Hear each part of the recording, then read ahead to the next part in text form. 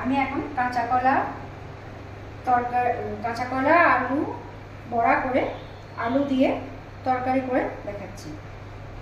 এটা করতে আমার লাগছে, বাটার মধ্যে লাগছে জিরে, ধনে, কাজু বাদাম, টমেটো, কাঁচা লঙ্কা, এটার মধ্যে মিক্স করা আছে, পেস্ট করা আছে। লাগছে চিনি, কাঁচা লঙ্কা কুচি, লবণ, লঙ্কা গুঁড়ো কেউ খেলে দিতেও পারে, নাও দিতে পারে, শুকনো লঙ্কা আর জিরে ভাজা আছে, শুকনো খোলায় ভেজে গুঁড়ো করা আছে, কসুরি মেথি আছে, আর কাঁচা লঙ্কা আছে চেরা, হলুদ আছে, হিং আছে, আর 5 ফোড়ন আর জিরে আর তেজপাতা অল্প একটু, আর শুকনো লঙ্কা অল্প একটু ফোড়নের জন্যে, আর গরম মশলা আছে, আর সর্ষের তেল লাগছে। কাঁচা কলা আর আলুটা আমি মেখে নিচ্ছি হাতে করে, হাত ধোয়া আছে। এটার মধ্যে লঙ্কা কুচি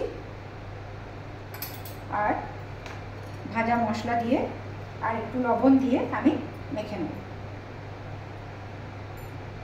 আলুগুলো মেখে আমি এরকম করে বড়াগুলো তৈরি করে নিলাম। এবার আমি এগুলোকে ভাজবো। কড়াইয়ে আমি একটু সাদা তেল নিয়ে নিয়েছি এই বড়াগুলো ভাজার জন্য। এগুলো আমি ভেজে নেব। তেলটা গরম হওয়ার পর আমি এগুলো দিয়ে কড়াইয়ে এটা ভেজে নেব।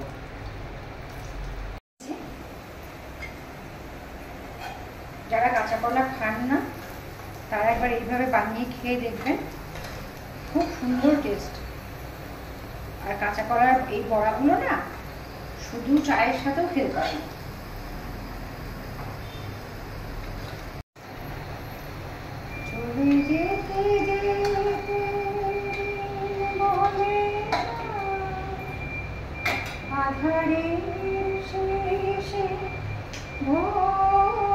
কাঁচা কলার কোপ্তাগুলো ভাজা হয়ে গেছে, কোপ্তা বলুন বড়া বলুন যাই বলুন, ভাজা হয়ে গেছে।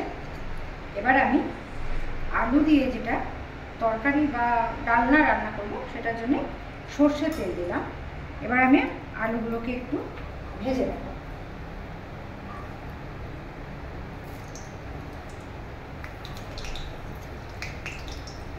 আলুগুলো ভাজার সময় আমি অল্প লবণ দিয়ে দেব। লবণ দিয়ে করে আমি ঢাকা দিয়ে ভাজবো একটু কিছুক্ষণ। আলুগুলো আমার ভাজা হয়ে গেছে। এবার আমি আলুগুলোকে তুলে নেব। এবার আমি কড়াইয়ের মধ্যে এই শুকনো লঙ্কা অল্প একটু দিয়ে দিলাম। এবার আমি জিরেটা দিয়ে দিলাম।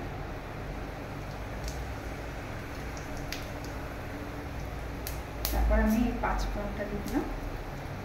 এটা দেওয়ার পর আমি একটু হিং দিয়ে দিলাম। এটা কেউ পেঁয়াজ দিয়েও করতে পারে, আমি এটা নিরামিষ করছি। যার যেটা প্রেফার করে, যেটা খেতে পছন্দ করে। লঙ্কা দিলাম 2 কাঁচা লঙ্কা। ফোড়নটা ভাজা ভাজা একটু হয়ে গেলে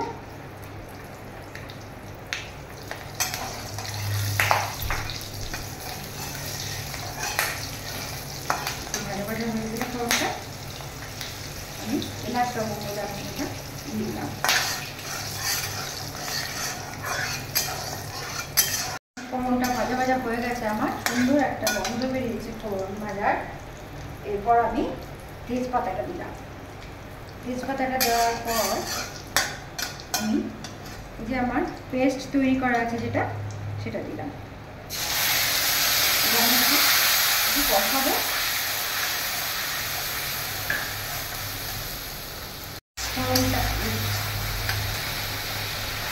এটা মশলাটা কষানো হয়ে গেলে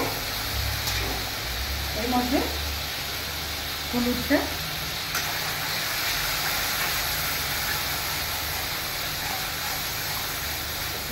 দিয়ে একটু নাড়াচাড়া করি। মশলাটা একটু ভাজা ভাজা হয়ে গেলে তেল ছেড়ে এসছে। এবার আমি আলুটা দিয়ে দেবো।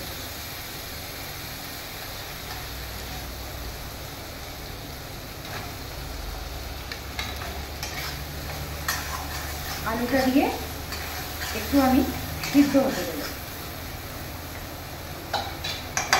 এর মধ্যে এটাকে ঢাকা দিয়ে দেবো, একটু ঢাকা দিয়ে এটা সিদ্ধ হলে তারপর আবার ফিরে আসছি।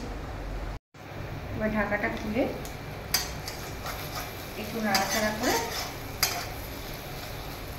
আমি একটু জল দিয়ে দেবো। এই মশলা বাটার জায়গাতেই যে জলটা আছে ওটা আমি দিয়ে দিলাম। এরপর একটু লবণ দিয়ে আমি ঢাকা দিয়ে দেবো।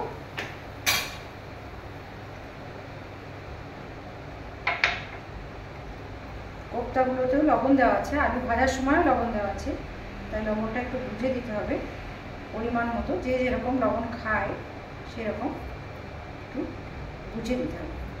এরপর আমি এটা ঢাকা দিয়ে দেবো।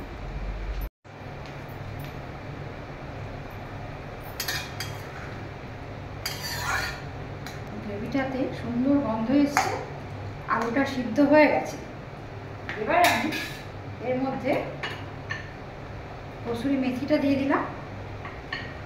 তারপর আমি অল্প একটু ভাজা মশলা গুঁড়ো করে রেখেছিলাম, জিরে আর শুকনো লঙ্কা, সেটা আমি শুকনো লঙ্কা কেউ না খেলে না দিতে পারে, যেহেতু কাঁচা লঙ্কা ফোড়নে দিয়েছি, এটা আমি একটু দিয়ে দিলাম।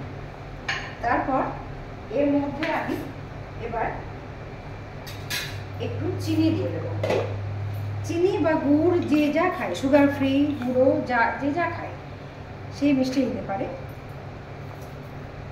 আমি একটু চিনি দিলাম, যেহেতু নিরামিষ তরকারি তো একটু মিষ্টি মিষ্টি হলে ভালো লাগে। এবার আমি এর মধ্যে বড়া ভাজাগুলো দিয়ে দিলাম বা কোপ্তা ভাজাগুলো দিয়ে দিলাম। এবার আমি ঘি কেউ দিতেও পারে, নাও দিতে পারে, যে খায় সে দেবে, যে না খায় সে দেবে না। আমি একটু অল্প ঘি দিয়ে দিলাম। এবার আমি এটা একটু ঢেকে দেবো। ঢেকে দিয়ে তারপর 10 মিনিট পর আমি দেখাচ্ছি। 5 মিনিট পর আমি ঢাকাটা খুলে দেখলাম যে এটা হয়ে গেছে।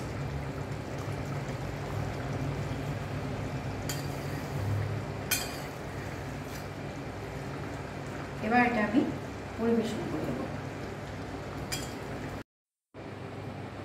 রেডি হয়ে গেছে আমার কাঁচা কলার কোপ্তা কারি। কিছু কাঁচা কলার বড়া রেখে দিয়ে তারপর আবার রান্নাটা শেষ হয়ে গেলে পরিবেশন করার সময় একটা একটা করে দিয়ে দিলে খেতে খুব টেস্টি লাগে, ভালো লাগে।